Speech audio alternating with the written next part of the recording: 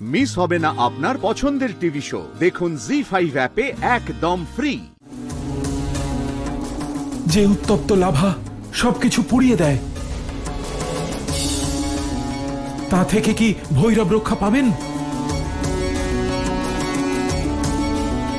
সবকিছুই সম্ভব দেবতাগণ, যদি ভৈরব শক্তিপিণ্ডকে বাঁচিয়ে নেন। তাহলে তা নিশ্চয়ই সংসারের জন্য অত্যন্ত কল্যাণময় হবে। দেবরাজ ইন্দ্র, এখন সবই বিধাতার হাতে।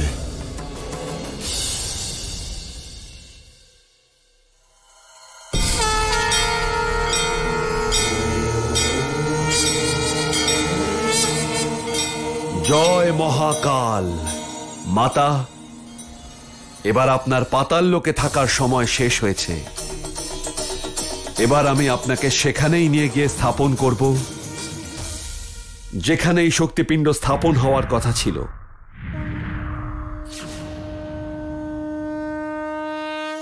ভৈরব, তুমি ওখানে আমাকে স্থাপন করতে পারবে না। কিন্তু মাতা, যদি আপনাকে সেই স্থানে স্থাপন না করতে পারি, তাহলে আমার ভৈরব হওয়ার অর্থ কি?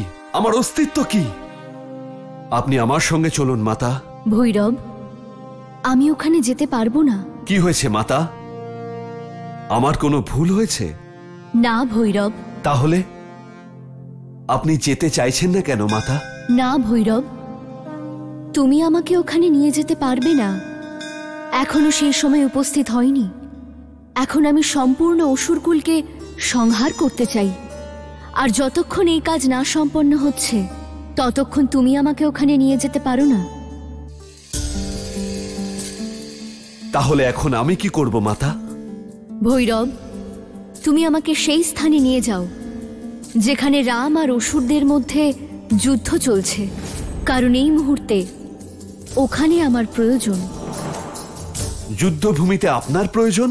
হ্যাঁ ভৈরব, আমার উপস্থিতি ছাড়া এই যুদ্ধ শেষ হওয়া সম্ভব নয়। না মাতা, না, ওই যুদ্ধে আপনার যাওয়া উচিত হবে না। শক্তিপীঠ স্থাপন হওয়ার পূর্বে আমি আপনার এই শক্তিপিণ্ডকে সংকটে ফেলতে পারি না।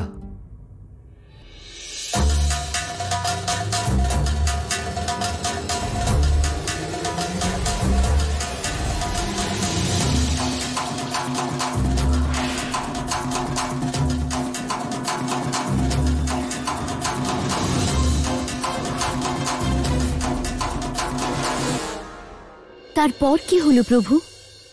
মাতা কি ভৈরবের কথা শুনেছিলেন নাকি শোনেননি মাতা? আর এমন কি কারণ ছিল যে মাতা যুদ্ধভূমিতে যেতে চাইছিলেন? এমন কি সম্পর্ক ছিল মাতা আর যুদ্ধভূমির মধ্যে যা ভৈরব বুঝতে পারেনি? গভীর সম্পর্ক ছিল। শক্তিপীঠ স্থাপন হওয়ার পূর্বে এমন কিছু ঘটতে চলেছিল যার বিষয়ে না রাবণ ভেবেছিল আর না শ্রীরাম। জি5 ডাউনলোড করুন আর সব এপিসোড দেখুন একদম ফ্রি।